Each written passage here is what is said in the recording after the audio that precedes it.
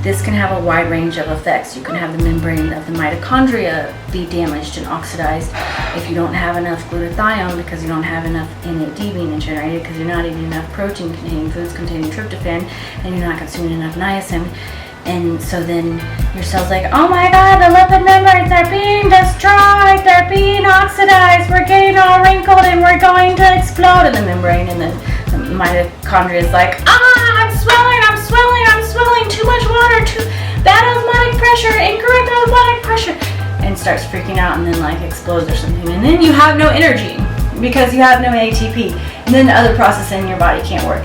And then the cascade continues. It's really crazy about how oxidant cascades happen, and then this same effect plays a role in neurogenesis. And NAD, it does play a role in hormone production like dopamine and serotonin,